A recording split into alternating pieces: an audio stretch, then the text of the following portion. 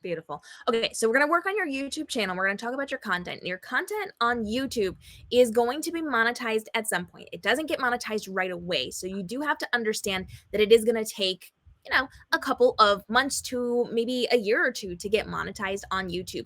In the meantime, we want to be driving traffic toward you so you can get more clients. So as you're considering what you're going to be doing for your YouTube channel content, you're going to have to decide how often you're putting this content out. The better or the more you put out, the faster it's going to work for you. But it doesn't mean you have to do a ton of content all the time. I do at least a video a day. That's a lot for most people. Most people start with one per week or two per week. And then if that's sustainable for them, then they can build from there, or they can just do one off bonus content when they see fit.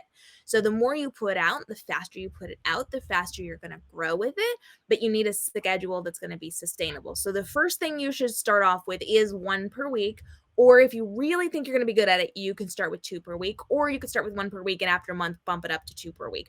Does that feel comfortable for you? I feel like one per week would probably be the most that I could take on to begin with, just Okay.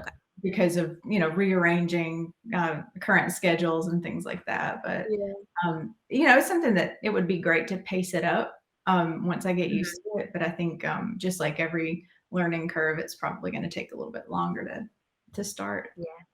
So we're going to be aiming for videos in the beginning, especially that you can do about 6 to 15 minutes of content worth, because in the beginning of your YouTube channel, you need 4,000 subscribers. Nope, that's wrong. 1,000 subscribers and 4,000 watch hours. So if you have really short videos, that's going to get people's attention, but it's not going to get you the numbers you need. So to establish your channel, you definitely want to start with somewhere between 6 to 15 minutes of content per video, just so you've got a nice stable middle ground there.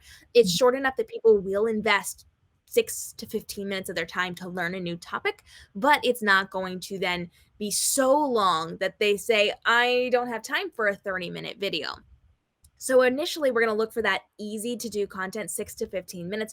So the topics that we're creating have to be very succinct, and we're not going to do a ton of topics together. So one of the mistakes that I made when I was first starting out was to try to combine things into like a little mini teeny tiny masterclass. And because I was teaching so many different things, that didn't work to my benefit. If I broke them out into different segments and different videos, that helped me to grow a lot faster. So we're going to be looking for one per week for you. Initially, you're going to want to put out a couple of episodes. So in your very first post, you're going to want to do maybe like 4 videos, and just for the first week, just put one out per day. So we're going to build these up before you launch your channel, and just ground level do 4 of them back to back to back, and then you'll do one per week after that. That way, if somebody sees your video, there's other content for them to see. So as we start a YouTube channel, you want to start out with a little bit of content there, just in case they come to check your channel so that they can see other things. After that, you go to one per week and you'll be good to go with that. So now we're going to try to drive traffic to you, which means we're going to be speaking to potential clients. So there's a lot of different angles you can take with copywriting. You could potentially educate in the world of copywriting. So what this is like, what it's like to work with a copywriter, why you should be hiring one, when you should be hiring one. That's a really big one. When should you hire a copywriter and when should you outsource? And we want to really kind of break down the process behind it.